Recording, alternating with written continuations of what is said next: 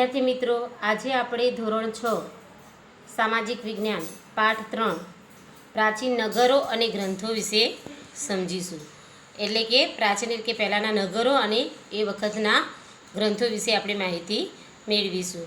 આપણે અવારનવાર સંસ્કૃતિ અને સભ્યતા એવા બે શબ્દો સાંભળીએ છીએ. તમે આગળના પાઠમાં સંસ્કૃતિ સભ્યતા એવા શબ્દ સાંભળ્યા હશે. તો શું તમે તેનો અર્થ જાણો છો? સંસ્કૃતિ એ મનુષ્યની રહેણીકરણીની સાથે સંકળાયેલી બાબત છે. સંસ્કૃતિ એ જે મનુષ્ય હોય એની રહેણીકરણી રહેવાની જે પદ્ધતિ હોય એના સાથે સંકળાયેલી છે. સભ્યતા એ માનવી પોતાની બુદ્ધિશક્તિ, આવડત અને કલા કૌશલ્યથી જીવનની એક વિશિષ્ટ અવસ્થાનું સર્જન કરે છે. વિશ્વમાં ઇજિપ્ત, મેસોપોટેમિયા, ભારત, ચીન, રોમમાં માનવ સમાજની આવી મહાન સભ્યતાના દર્શન થાય છે.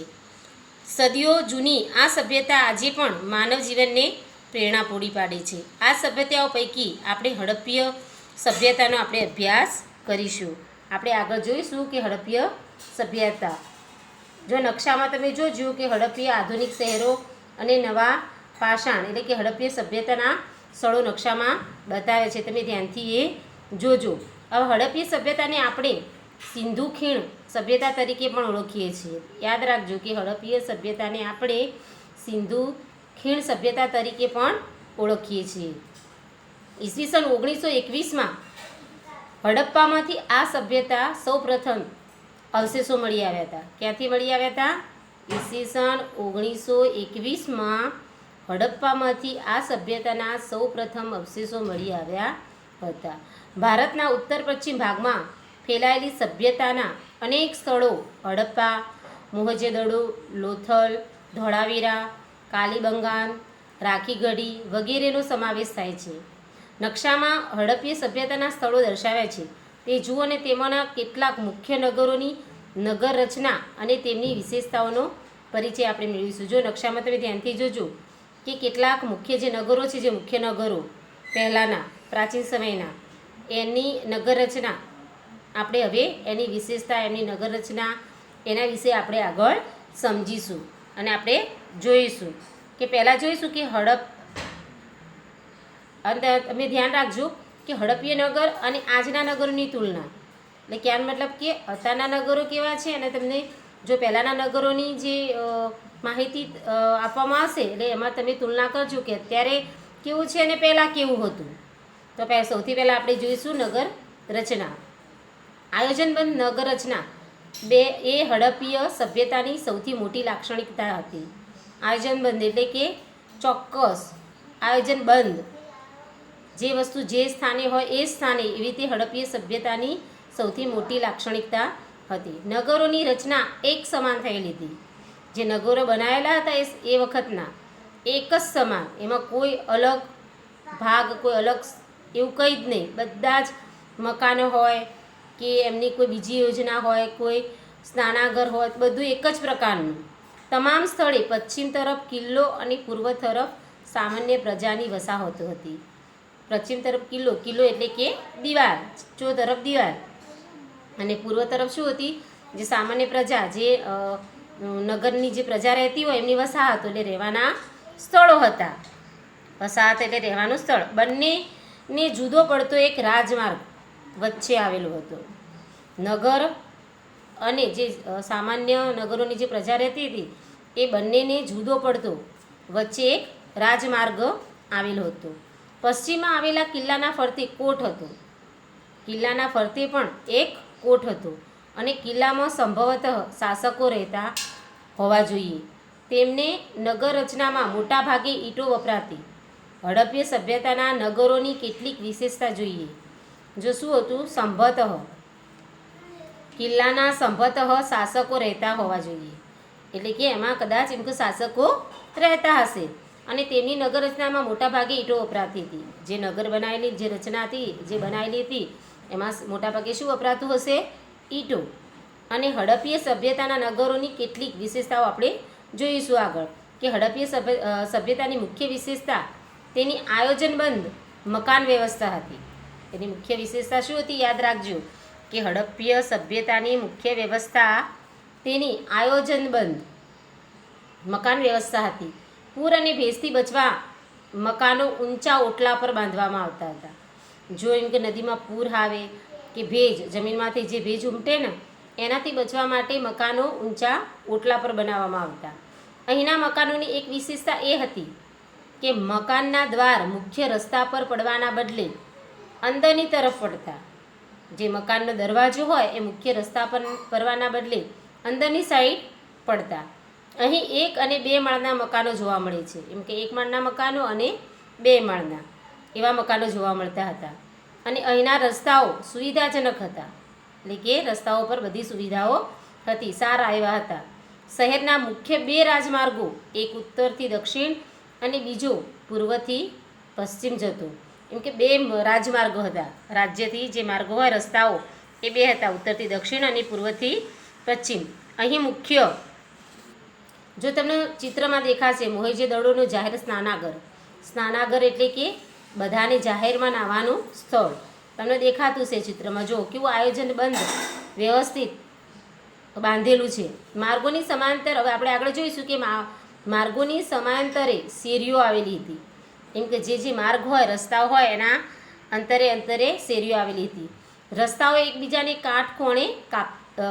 કાટકોણ કાપતા અને રસ્તાની શેરીઓનું આયોજન એ રીતે કરવામાં આવેલું હતું કે સમગ્ર નગર ચોરસ અને લંબચોરસ વિભાગમાં વહેંચાઈ જાય. રસ્તા અને જે શેરીઓ હતી એને એવી રીતે બનાવવામાં અને આયોજન કરવામાં આવ્યું હતું કે આખું નગર, સમગ્ર નગર ચોરસ અને લંબચોરસ એમ 2 વિભાગમાં વહેંચાઈ જાય છે. જાહેર રસ્તાઓ પર રાત્રિના પ્રકાશથી વ્યવસ્થા પુરાવા પણ પ્રાપ્ત થયા છે. એમ કે એના પુરાવા પણ મળ્યા છે કે જાહેર રસ્તા ઉપર રાત્રિનો પ્રકાશ એટલે કે અજવાળું પણ હતું, એવા પુરાવા પણ પ્રાપ્ત થયા છે. હડપ્પાકાલીન સભ્યતાના લોકોના વપરાશના પાણીના નિકાલ માટે અત્યંત વિકસિત અને પદ્ધતિસરની વ્યવસ્થા હતી. જે હડપ્પીય કાલીન સભ્યતાના જે લોકો જે વપરાશનું પાણી હોય, જો નિકાલ કરવાનો હોય એ પાણીની પણ પદ્ધતિસર વ્યવસ્થા હતી.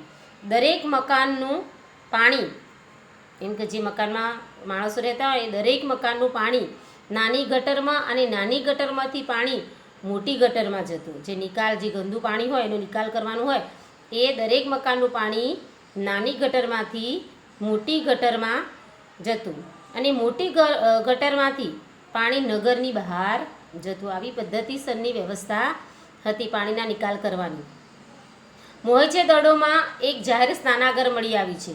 આ સ્નાનાગરની વચ્ચે સ્નાન કુંડ છે. આપણે ચિત્રમાં જોઈએ ને મોહેંજો-દડોનું સ્નાનાગર, જો આ ચિત્રમાં જુઓ કે એ સ્નાનાગર છે અને વચ્ચે એક મોટો કુંડ છે. શું છે? એક મોટો સ્નાન કુંડ, જેમાં સ્નાન કરવાનું. સ્નાન કુંડમાં ઉતરવા માટે 2 બાજુ પગથિયાની પણ વ્યવસ્થા છે. જુઓ, આ મોટો સ્નાન કુંડ છે વચ્ચે, અને આ બાજુ, પેલી બાજુ જો પગથિયા છે કે અંદર ઉતરવા માટે, સ્નાન કરવા માટે અંદર ઉતરવા માટે અંદર પગથિયા પણ છે. અને સ્નાન અને એ માટે 2 બાજુએ પગથિયાની વ્યવસ્થા થઈ છે. અને સ્નાન કુંડની ફરતે વસ્ત્રો બદલવા ઓરડીઓ પણ છે કે સ્નાન કરી અને એ આપણે જે વસ્ત્ર બદલવાના હોય એના માટે નાની નાની ઓરડીઓ પણ છે કે જેમાં તમે વસ્ત્ર બદલી શકો. ઉત્સવ કે ધાર્મિક પ્રસંગોએ આ જાહેર સ્નાનાગરનો ઉપયોગ થતો. જ્યારે કોઈ તહેવાર હોય, ઉત્સવ હોય, કોઈ ધાર્મિક પ્રસંગ હોય તો આ સ્નાનાગરનો ઉપયોગ એ લોકો કરતા એ વખત. આ ઉપરાંત મોહેંજો-દડોમાંથી મળી આવેલ સ્તંભવાળા મકાનને સભાગૃહની ઓળખ આપવામાં આવી છે કે એ વખત જે સ્તંભવાળા મકાનો એટલે થાંભલાવાળા મકાનો મોટા એ મળી આવેલા છે. અને શું માનવામાં આવતું? કેમ કે સભાગૃહો ઓળખ આપવામાં આવી છે. હડપ્પા એ પંજાબના મોન્ટગોમરી જિલ્લા એટલે કે હાલ પાકિસ્તાનમાં આવેલા પુરાતત્વીય સ્થળ છે. હડપ્પા એ પંજાબના મોન્ટગોમરી જિલ્લા એટલે કે હાલ પાકિસ્તાનમાં આવેલ પુરાતત્વીય સ્થળ છે. હડપ્પા એ સિંધુ ખીણ સભ્યતાનું મુખ્ય નગર હશે.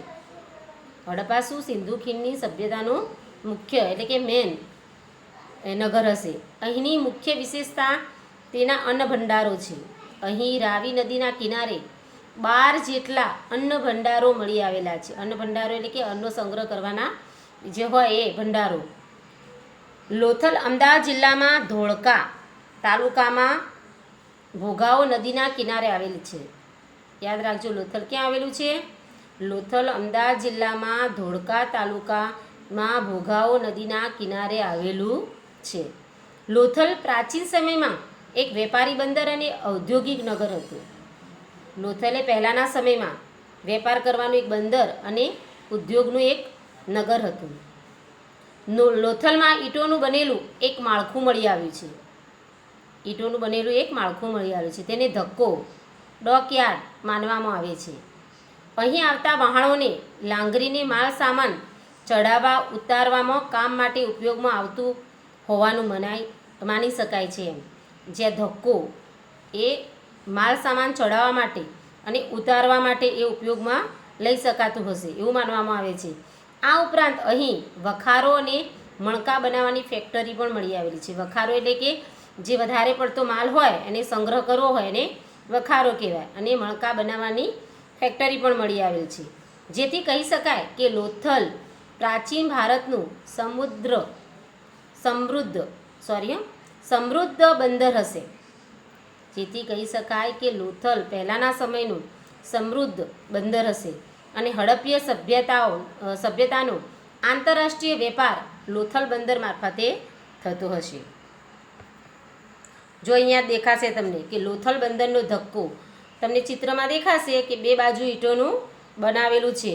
તે એના ઉપરથી માલ સામાન ચડાવવા અને ઉતારવા એ રીતે એને ચડાવતા અને ઉતારતા હશે. હવે આગળ જોઈએ કે ધોળાવીરા કચ્છ જિલ્લામાં ભચાઉ તાલુકામાં ખડીરબેટ વિસ્તારમાં આવેલા પુરાતત્વીય સ્થળ છે. યાદ રાખજો, ધોળાવીરા એ ક્યાં આવેલું છે? ધોળાવીરા કચ્છ જિલ્લામાં ભચાઉ તાલુકામાં ખડીરબેટ વિસ્તારમાં આવેલ પુરાતત્વીય સ્થળ છે.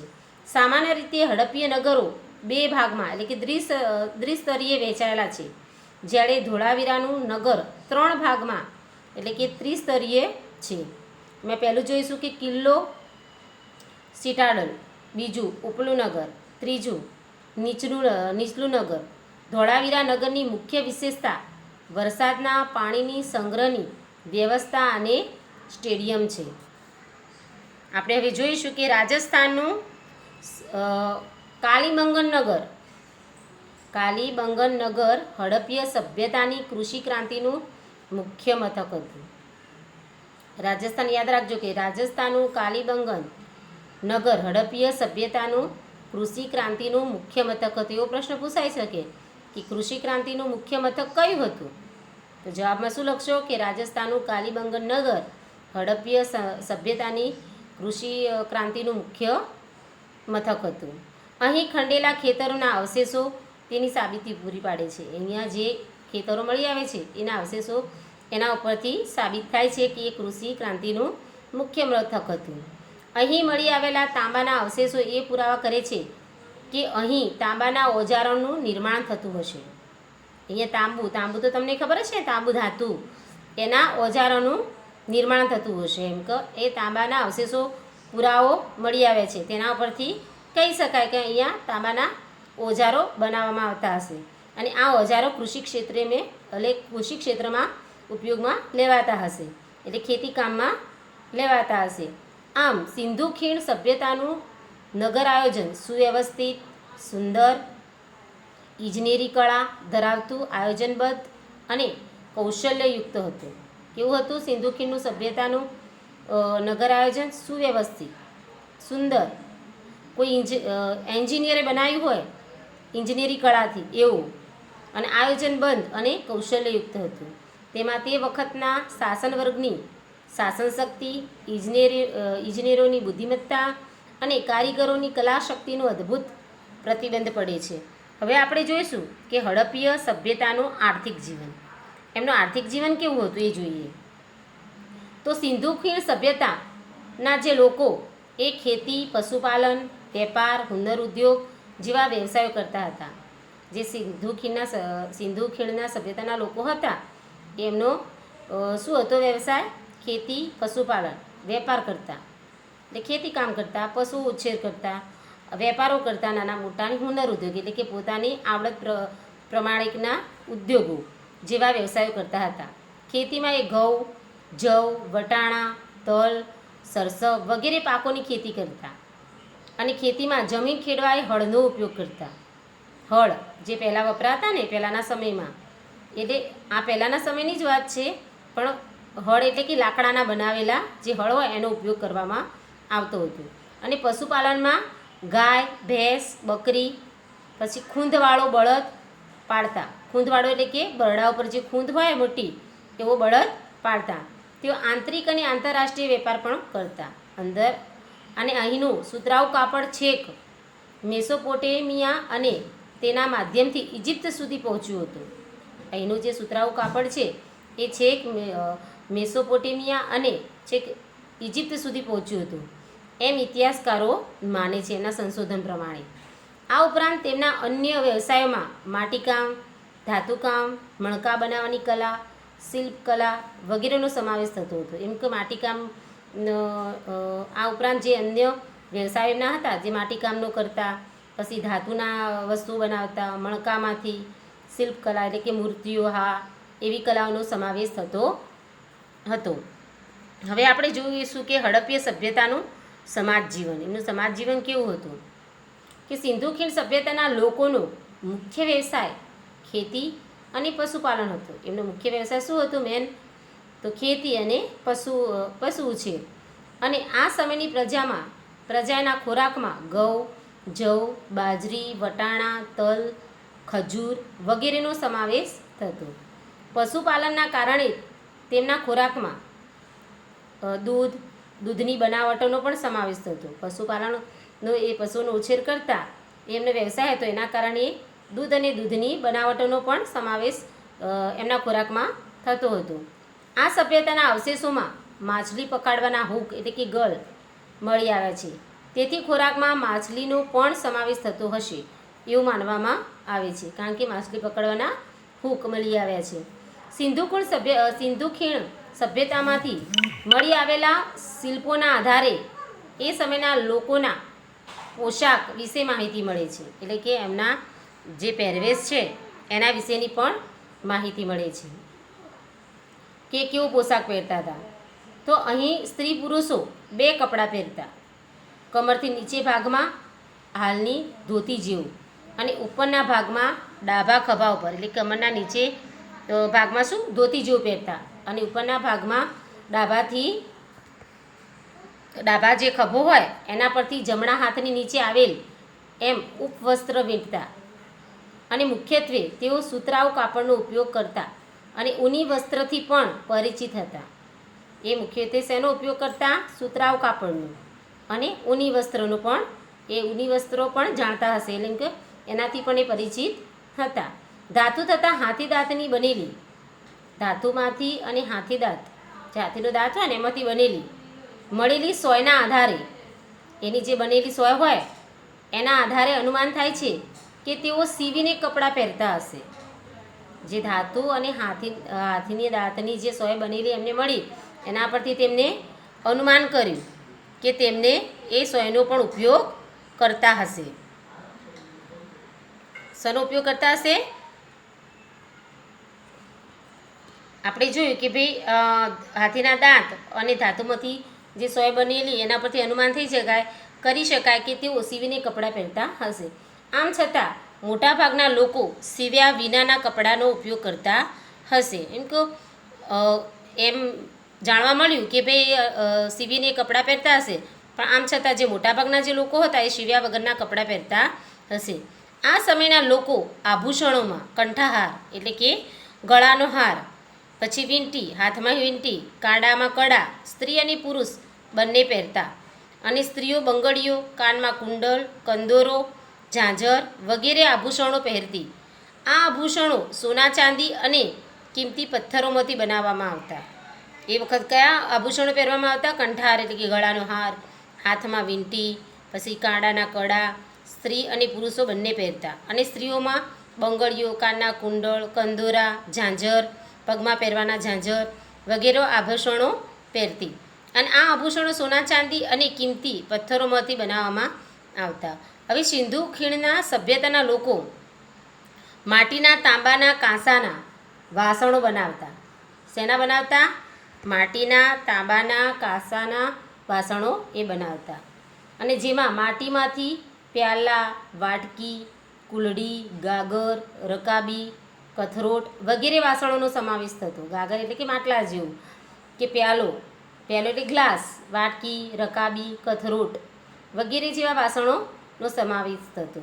સિંધુ ખીણ સભ્યતાના લોકો પોતાના બાળકો માટે વિવિધ પ્રકારના રમકડા પણ બનાવતા હતા. એ રમકડા પણ બનાવતા હતા, જેમાં પંખીના આકારની સિસોટીઓ. ને બાજુના ચિત્રમાં જુઓ રમકડાનું દેખાય છે ને, કેવું ચિત્ર બનાવ્યું છે, કેવું રમકડું છે. તો સિસોટી, ઘૂઘરા, ગાડા, લખોટી, પશુ પંખી અને સ્ત્રી પુરુષ આકારના રમકડાનો સમાવેશ થાય છે. એક રીતે જોઈએ તો આ પ્રજાની સર્જન શક્તિ અને કલાકારીગરી એમના રમકડામાં વ્યક્ત થાય છે, કે એમની સર્જન શક્તિ જે એમને જે બનાવ્યું છે એ સર્જન શક્તિ અને એમની કલાકારી એમના રમકડામાં વ્યક્ત થાય છે. માથું હલાવતું પ્રાણી અને ઝાડ પર ચડતા વાનરની કરામત દર્શાવતા રમકડા પણ જોવા મળે છે. એમ કે માથું હલાવતું જે પ્રાણી હોય એવું રમકડું પણ એમને બનાવેલું હોય મળી આવ્યું છે. અને ઝાડ ઉપર ચડતા વાનર કરામત દર્શાવતું રમકડું પણ જોવા મળે છે. હવે આપણે જોઈશું ધાર્મિક જીવન અને અંતિમ વિધિ. એમનું ધાર્મિક જીવન કેવું હતું અને અંતિમ વિધિ એટલે કે એમના મરી ગયા પછી એમની અંતિમ વિધિ કેવી હતી એ વિશે આપણે જાણીશું. હડપ્પીય સભ્યતાના ધાર્મિક જીવન વિશે આપણને મૂર્તિ અને મુદ્રાઓમાંથી માહિતી મળે છે. એટલે કે મૂર્તિઓ અને જે મુદ્રાઓ મળી આવેલી છે એના પરથી આપણે એના વિશે માહિતી મળી છે. મૂર્તિઓમાં માતૃકા દેવીની મૂર્તિઓને ઇતિહાસકારો ધરતી માતાનું પ્રતીક ગણે છે. માતૃકા દેવીની મૂર્તિઓને ઇતિહાસકારો ધરતી માતાનું પ્રતીક ગણે છે. એટલે કે હડપ્પીય સભ્યતાના લોકો ધરતી પૂજા સવિશેષ કરતા હશે, કારણ કે ધરતી અન્ન અને પાણી આપે છે. એવું માનવામાં આવે છે કે એરા ધરતીની પૂજા વધારે કરતા હશે, કારણ કે ધરતી આપણને અન્ન અને પાણી આપે છે. આ ઉપરાંત તેઓ વૃક્ષ પૂજા, પશુ પૂજા, નાગ દેવતા, સ્વસ્તિક પૂજા કરતા હશે. લોથલ અને કાલીબંગનમાં અગ્નિ પૂજાનો અવશેષો પ્રાપ્ત થયા છે. જો આ ઉપરાંત એ શું કરતા હશે? વૃક્ષ પૂજા, પશુ પૂજા, નાગ દેવતા અને સ્વસ્તિક પૂજા આ કરતા હશે. અને લોથલમાં અને કાલીબંગનમાં અગ્નિ પૂજા એના અવશેષો મળી આવે છે, એટલે કે એના અવશેષો પ્રાપ્ત થયા છે, એટલે કે એમની એ અગ્નિ દેવતાની પૂજા કરતા હશે. હડપ્પીય સભ્યતાના લોકો મૃત્યુ પામનાર, જે મૃત્યુ પામ્યા હોય એ મનુષ્યને દાળતા હશે, એટલે કે જમીન ગોદી અને એના અંદર દાળતા હશે. અને ઘણી જગ્યાએ તો અગ્નિ સંસ્કારના પુરાવો પણ મળ્યા છે. એમ કહો અગ્નિ સંસ્કાર જે આપણે લાકડા પર બાળીએ ને મરી ગયા પછી, એ અગ્નિ સંસ્કારના પુરાવો પણ મળ્યા છે. તેઓ મૃતકને દાળતા અને તેની સાથે કેટલીક વસ્તુઓ પણ મૂકતા, જે તેમના મૃત્યુ પછીના જીવનની તેમની કલ્પના બતાવે છે. હવે આપણે એમની જોઈશું લિપિ અને ભાષા. સિંધુ ખીણ સભ્યતાના અવશેષોમાંથી જે અવશેષો મળી આવ્યા છે એમાંથી મુદ્રાઓ, મુદ્રિકાઓ, તામ્રપત્રિકાઓ મળી આવેલ છે. આપણે આગળ જોયું હતું ને કે તામ્રપત્ર એટલે શું, જે અંદર ઉપર લખાણ લખાયેલ હોય પર્ણો ઉપર, તાંબાના પત્ર ઉપર, પછી શિલાલેખો ઉપર, એવી રીતના આ તામ્રપત્રિકાઓ મળી આવેલી છે. તેમના ઉપર કોઈ વણ ઉકેલાયેલી રહસ્યમય ભાષામાં લિપિબદ્ધ લખાયેલ જોવા મળે છે. એના પર એવું લખાણ લખાયેલું છે કે એને આપણે ઉકેલી શકીએ નહીં. જો કે આ લખાણો ટૂંકા છે, માત્રાવાળા અક્ષરો અને જોડાક્ષરો જોવા મળે છે. આ લિપિ ઉકેલવા ઘણા પ્રયત્નો થયા છે, પરંતુ હજુ સુધી સફળતા મળી નથી. જે આ મળી આવ્યું છે મુદ્રાઓ, મુદ્રિકાઓ, તામ્રપત્રિકાઓ, એના પણ એવી લિપિ લખાયેલી છે કે એને ઉકેલી શકાતી નથી. એને ઉકેલવા માટે ઘણા પ્રયત્નો થયા છે, પણ હજુ સુધી એમાં કંઈ સફળતા મળી નથી. હવે ગુજરાતમાં હડપ્પીય સભ્યતાના સ્થળો, એટલે ગુજરાતમાં હડપ્પીય સભ્યતાના સ્થળો ક્યાં ક્યાં આવેલા છે આપણે જોઈશું. ગુજરાતમાં અમદાવાદ જિલ્લામાં રંગપુર અને લોથલ, રાજકોટ જિલ્લામાં રોજડી, શ્રીનાથગઢ અને કચ્છ જિલ્લામાં દેસલપર, ધોળાવીરા, સુરકોટડા, જામનગર જિલ્લામાં લાખાબાવળ, લાખાબાવળ, અમરા, ભરૂચ જિલ્લામાં કીમ નદીના કિનારે ભાગા તળાવ વગેરે પ્રદેશોમાં હડપ્પીય સભ્યતાની નાની મોટી વસાહતો મળી આવી છે. એટલે કે રહેઠાણો, રહેણાંકના સ્થળો મળી આવે છે. ધ્યાનથી જોજો અને યાદ રાખજો કે ગુજરાતમાં હડપ્પીય સભ્યતાના સ્થળો કયા છે? તો ગુજરાતમાં અમદાવાદ જિલ્લામાં કયું? રંગપુર, લોથલ, અને રાજકોટ જિલ્લામાં રોજડી એટલે કે શ્રીનાથગઢ, કચ્છ જિલ્લામાં દેશલપર, ધોળાવીરા, સુરકોટડા, જામનગર જિલ્લામાં લાખાબાવળ, અમરા, ભરૂચ જિલ્લામાં કીમ નદીના કિનારે ભાગા તળાવ વગેરે પ્રદેશોમાં હડપ્પીય સભ્યતાની નાની મોટી વસાહતો મળી આવી છે. રહેવાના રહેઠાણ મળી આવ્યા છે. હવે આપણે જોઈશું કે હડપ્પીય સભ્યતાનો અંત કેવી રીતના આવ્યો. ઇતિહાસકારો ધરતીકંપ, પૂર, રોગચાળો કે બાહ્ય આક્રમણના કારણે આ સભ્યતાનો અંત આવ્યો હશે એવું માને છે.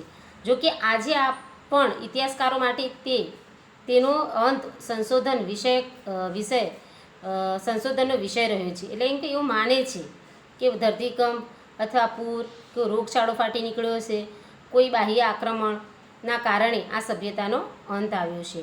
પણ હજી સુધી ઇતિહાસકારો એનું સંશોધન કરે છે કે હડપ્પીય સભ્યતાનો અંત કઈ રીતે આવ્યો હશે, ચોક્કસપણે કઈ રીતે આવ્યો છે એમ.